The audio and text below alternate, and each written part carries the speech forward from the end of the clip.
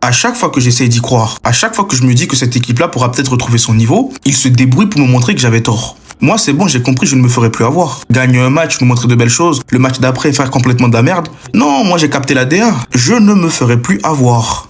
On a perdu 1-0 et c'est officiel, on va rester derrière le FC Barcelone. 4 points de retard et bonne chance pour espérer qu'il lâche des points en cours de route et que nous on gagne tous nos matchs.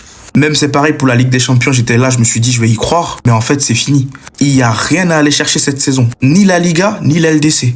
Mais bref, on va parler de certains joueurs. Vinicius Junior, c'est bien beau, hein. En Ligue des Champions, les gros matchs, t'essaies de montrer que t'es peut-être de retour. Mais est-ce que tu sais qu'il existe aussi un truc qu'on appelle la Liga, le championnat? En plus, c'est moi où il veut jamais lâcher les ballons. Moi, je demande même pas à ce qu'il arrête de dribbler. Dans tous les cas, on l'a toujours connu comme ça. Mais c'est à cet instant-là qu'on demande une prise de maturité dans son jeu. Dans le sens où tu gardes le ballon quand c'est nécessaire, tu tentes tes trucs, t'es 1v1, t'es 1v4 si tu veux. Mais je pense qu'il y a des moments où il faut savoir lâcher la balle. Apprends à combiner un tout petit peu.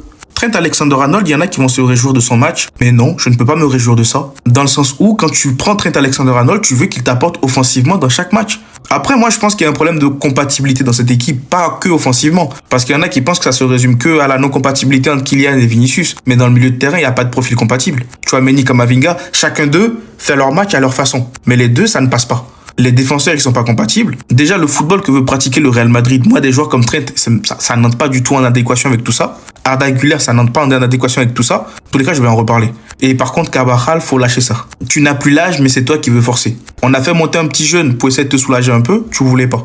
Ils ont renvoyé le petit au Castilla. Ah bah, maintenant tu te démerdes, hein. Et il y en a qui veulent taper sur Thiago Pitarch. Mais ça, c'est pareil, je vais en reparler. Une autre vidéo. Et pour terminer, on est des clowns, hein. On est des clowns, des tocards. On ne peut pas nous prendre au sérieux. C'est pas possible.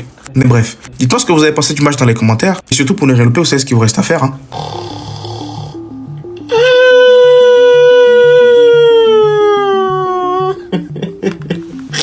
Ah, j'étais à deux doigts de vous esquiver, hein. Quoi, je suis pas coach, moi je vous donne pas des comptes. La raison, la voici, la voilà. Nous perdons 1-0 face à Retafe en 2026, nous souhaitons avancer. Nous faisons rentrer 2 défenseurs, plus Rodrigo Eke, un but chaque année. Alors nous pouvons le dire tous en cœur.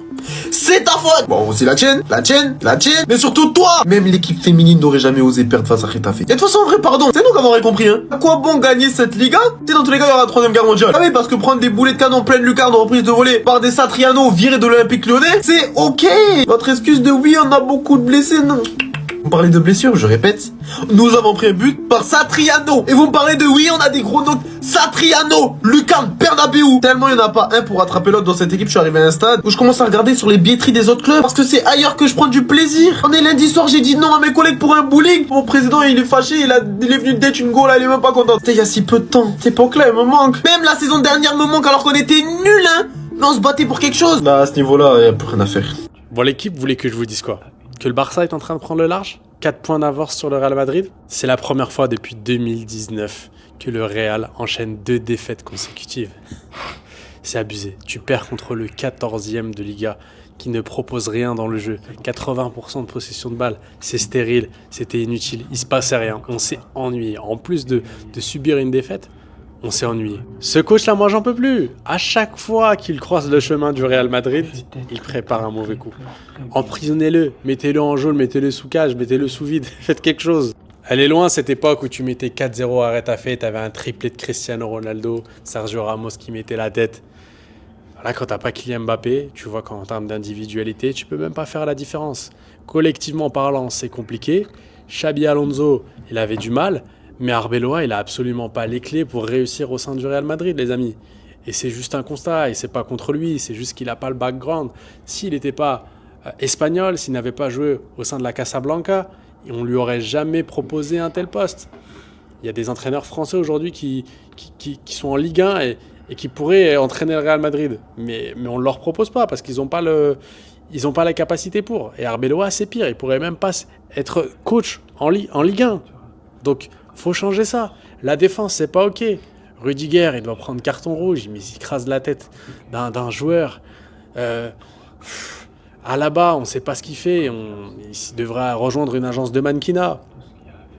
Et puis Mastantuono qui prend un carton rouge à la dernière minute. Je ne veux plus jamais le voir jouer au sein de la Casablanca. C'est pareil. Vinicius, il a du mal.